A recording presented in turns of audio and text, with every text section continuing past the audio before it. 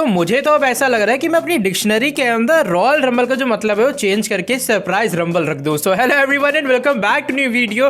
30 men's royal rumble match के लिए हम लोग काफी ज्यादा एक्साइटेड हैं क्योंकि इस साल बहुत ही तगड़ी सरप्राइज रिटर्न्स होंगी और WWE पॉसिबली फॉरबिडन डोर को हमें ओपन करती हुई नजर आएगी। लेकिन एक और WWE के सुपरस्टार एक बार फिर से आने वाला अपने इन रिंग कॉम्पिटिशन के अंदर वापस, और ये सुपरस्टार आएगा अपने रिटायरमेंट से बाहर और WWE ने इसे ऑफिशियल वे में मेडिकली क्लियर भी कर दी है। सेथ रॉलिंस के रेसलमेनिया के अपोनेंट को लेकर भी कुछ बड़े स्पॉयलर्स आए सामने, उसके बारे में भी बात होगी। और WWE भी है इंटरेस्टेड साइन करवाने के लिए करंट AEW की सुपरस्टार को, जैसे ही उसका AEW कॉन्ट्रैक्ट होता है एक्सपायर। एंड गेस व्हाट, वो MJF बिल्कुल भी नहीं है। So without wasting any time let's begin this video. तो वीडियो को पहले हम लोग शुरू करने वाले हैं हमारे current universal champion tribal chief head of the table Roman Reigns के बारे में। And guess what, Roman Reigns ने 500 डेज यानी कि 500 दिन कंप्लीट कर लिए हैं एज योर यूनिवर्सल चैंपियन। 500 अच्छे दिन, 500 days of greatness Roman Reigns ने आज के दिन कंप्लीट कर लिए हैं। और बस आज से कुछ दिन बाद आप रोमन रेंस को यूनिवर्सल चैंपियन, रोमन रेंस को ट्राइबल चीफ नहीं कहोगे।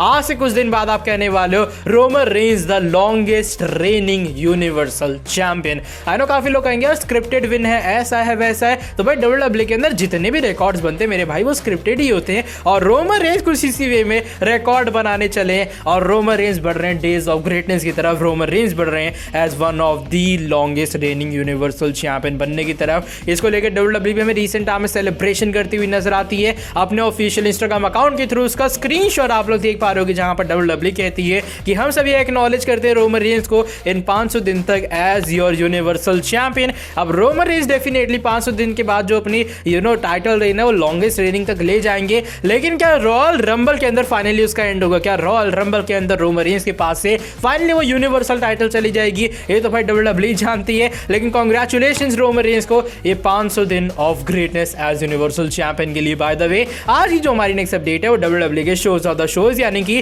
रेसलमेनिया 38 के बारे में जुड़ी है। अब रेसलमेनिया 38 के लिए WWE के पास जो ओरिजिनल प्लान्स थे उनमें काफी बड़े बड़े चेंजेस आए, और उसका मेन रीजन था रोमन को कोविड होना, फिर रॉयल रंबल से पहले हमारे डे 1 शो के अंदर मल्टीपल चीजों का चेंज होना, बिगी का टाइटल हार जाना, लेसनर का न्यू चैंपियन बनना। अब WWE के आने वाले टाइम में स्टोरी दिखाएगी Seth Rollins versus Roman Reigns का मैच होना और रॉयल रंबल के अंदर लेसनर वर्सेस लैशली होना। लेकिन रेसलमेनिया 38 को लेकर रिसेंटली कुछ बड़े स्पॉयलर्स आए सामने और बताया जा रहा है कि WWE के हिसाब से सारी चीजें प्लान होती, यानी कि मान लो रोमन ब्रॉक का ही मैच होता है डे 1 शो के अंदर और सेथ रॉलिंस हमें न्यू चैंपियन बनते हुए नजर आते हैं इस फेटल 4 वे मैच के अंदर, जिसका इनडायरेक्ट में मतलब ये था कि जो सेथ रॉलिंस है वो रेसलमेनिया की नाइट 1 के ऊपर भी हमारे WWE चैंपियन होते। और रिसेंटली कुछ स्पॉयलर्स आए सामने और बताया जा रहा है अगर सारी चीजें एज प्लान जाती तो सेथ रॉलिंस अपनी WWE चैंपियनशिप को नाइट 1 के ऊपर डिफेंड करने वाले थे रॉयल रंबल के विनर के खिलाफ। और जो WWE ने उस टाइम रॉयल रंबल का जो विनर है प्लान किया था वो है हमारे farmer WWE champion big E. एकदम सही सुन रहे हो। आई नो काफी लोग कहेंगे अच्छी बात है भैया कि ये सारी चीजें चेंज हो गई और बिग ई नहीं जीते रॉयल रंबल को, लेकिन भाई ये कुछ अपडेट आई है सामने। बताया जा रहा है कि WWE चाह ये रही थी कि सेथ रॉलिंस पहले बिगी के पास से वो टाइटल ले ले, रेसलमेनिया के अंदर उसे टाइटल को ले जाए, और जो बिगी है वो 30 मेंस रॉयल रंबल मैच को जीते हैं। नाइट 1 के लिए वो चैलेंज करते हैं सेथ रॉलिंस को और रेसलमेनिया के अंदर सेथ रॉलिंस वर्सेस बिगी नाइट 1 के अंदर हमें मैच देखने के लिए मिले WWE चैंपियनशिप के लिए। Of course match main event नहीं होता, लेकिन WWE को लगाता है अच्छी खासी बुकिंग होगी और शायद वहां बिगी एक बार फिर से अपनी चैंपियनशिप को रिक्लेम कर लेते और उनको मिल जाता उनका एक बहुत ही बड़ा रेसलमेनिया का मोमेंट। तो भाई ये कुछ WWE के प्लान्स थे जो कि अब शायद पूरे तरीके से कैंसिल हो चुके हैं। बाकी चीजें ये भी डिपेंड करती हैं क्या जो सेथ रॉलिंस है वो रोमन को हरा पाके रोमन को हरा के यूनिवर्सल चैंपियन बनते हैं या फिर नहीं, तो शायद तब भी चांस बनता है कि भैया बिगी जीतेंगे फिर वो चैलेंज कर देंगे सेथ रॉलिंस को। आपके हिसाब से WWE का सही चीज थी या फिर नहीं? बाय चांस अगर मान लो चीजें एज प्लान होती है और बिगी जीत जाते रॉयल रंबल, इसको लेकर आपका क्या रिएक्शन होता? शेयर करना कमेंट सेक्शन के अंदर। बाय द वे आज की जो हमारी सेकंड लास्ट अपडेट है वो इस बार जुड़ी है एक AEW के सुपरस्टार के बारे में, और रिसेंट टाइम में WWE काफी ज्यादा इंटरेस्टेड है एक AEW सुपरस्टार को अपनी कंपनी के अंदर साइन करवाने के लिए। आज से कुछ टाइम पहले एक अपडेट आई थी सामने कि WWE काफी इंटरेस्टेड है कि वो MJF को अपनी कंपनी के अंदर साइन इन करवाए। और काफी बार AEW के शोज के ऊपर MJF खुद कहते हैं कि भैया तुम अगर मुझे अच्छा कॉन्ट्रैक्ट नहीं दोगे, घंटा मैं यहाँ से जा रहा हूँ, मैं जा रहा हूँ WWE के अंदर और वहां पे जाके कंपीट करूंगा, मेरे पास इवन ब्रूस का नंबर भी है मेरे कॉन्टैक्ट के अंदर। और होता कि रिसेंट टाइम में अपडेट आती है सामने रेसल वोट्स की तरफ से, जिसका स्क्रीनशॉट आप लोग अपने स्क्रीन के सामने देख पा रहे होगे। वो कहते हैं आज एक बहुत ही बड़ा मैच होने वाला है जो कि AEW डायनामाइट के शो के अंदर ऑलरेडी हो चुका है, और यहाँ पर वर्डलो का आमना सामना होता है किसके साथ में? CM पंक के साथ में। मैच के एंडिंग के अंदर रोल अप के साथ में CM पंक की विक्ट्री हो जाती है, लेकिन लेकिन यहाँ पर रेसल वोट्स बताते हैं जब वार्डलो का एक बहुत ही बड़ा मैच होगा AEW के अंदर, इससे पहले ये बात कंफर्म कर देते हैं कि WWE बहुत ही ज्यादा इंटरेस्टेड है वार्डलो को अपनी कंपनी के अंदर साइन करवाने के लिए जैसे उनका कॉन्ट्रैक्ट एक्सपायर होता है। और बताया जा रहा है काफी लोग वर्ल्ड रेसलिंग एंटरटेनमेंट यानी कि WWE के अंदर चाहते हैं कि भैया उनकी कंपनी के अंदर, और WWE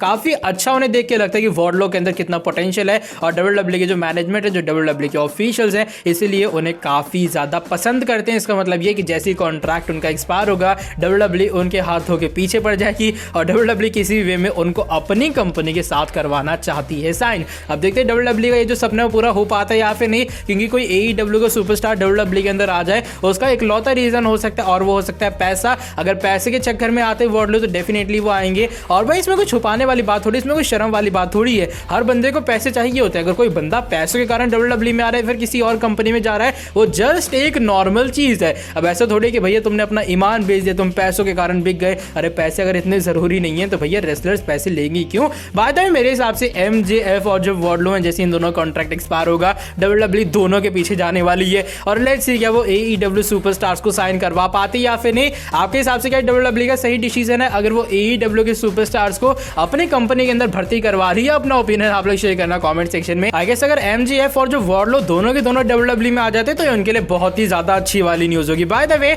आज की जो हमारी नेक्स्ट एंड फाइनल अपडेट है वो इस बार जुड़ी है WWE के अपकमिंग पे सॉरी क्या नाम है, premium live event royal rumble 2022 के बारे में, जहां पर होगा 30 मेंस रॉयल रंबल मैच। और 30 मेंस रॉयल रंबल मैच के अंदर इस साल सरप्राइज एंट्रीज होने वाली हैं। ऊपर से शायद WWE फॉरबिडन डोर्स भी हमें ओपन करती हुई नजर आ। बाय द वे रिसेंटली इसको लेकर कुछ बड़ी न्यूज आई है सामने और बताया जा रहा है कि कैसे WWE का सुपरस्टार भी वापस आएगा जो कि एक्चुअल में रिटायर हो गया था और अभी फिलहाल वो कमेंट्री कर रहा है। और ये है हमारे कोरी ग्रेव्स। आज से कुछ टाइम पहले कोरी ग्रेव्स ने कहा भी था कि भैया वो इंटरेस्टेड है एक बार फिर से आके वो इन रिंग कॉम्पिटिशन के अंदर रेसल करें, और बताया जा रहा था कि मे बी हाँ उनकी वापसी हो सकती है अगर WWE चाहे तो। लेकिन रिसेंट टाइम में जो अपडेट है वो आती है सामने फाइटफुल सिलेक्ट की तरफ से, जिसका स्क्रीनशॉट आप लोग देख पा रहे होगे। वो कहते हैं आज उन्हें ये बात पता लगी है कि 2020 के अराउंड एक टाइम पीरियड के अंदर ही कोरी ग्रेव्स को WWE से मेडिकली क्लियर कर दिया गया था। इवन जब 24/7 चैंपियनशिप का पूरा सिनेरियो चल रहा था, ऐसे रूमर्स आ रहे थे सामने क्या WWE ने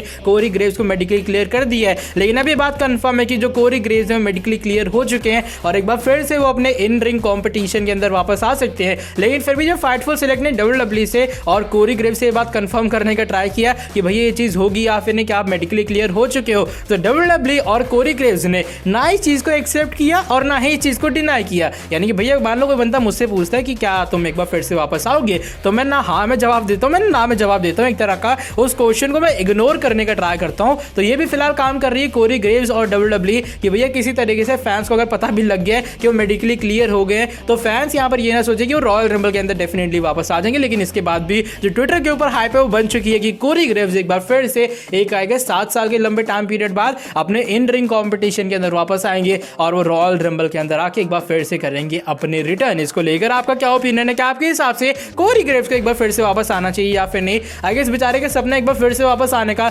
डेफिनेटली रॉयल रंबल एक ऐसा शो है जहां पर आप बुला सकते हो उन्हें, और कोरी ग्रेव्स की जब रिटर्न होगी मेरे हिसाब से उन्हें भी काफी अच्छा खासा पॉप मिलने वाला है। अपना ओपिनियन आप लोग शेयर करना कमेंट सेक्शन में। बाय द वे आज की वाली वीडियो बस यहीं तक थी। अगर वीडियो पसंद आई तो फटाफट से कर देना नीचे वीडियो को लाइक, चैनल को सब्सक्राइब करके बेल नोटिफिकेशन को ऑन कर देना। मिलता हूं आपसे आके नेक्स्ट वीडियो के अंदर बहुत ही ज्यादा जल्दी। Till then bye bye, take care.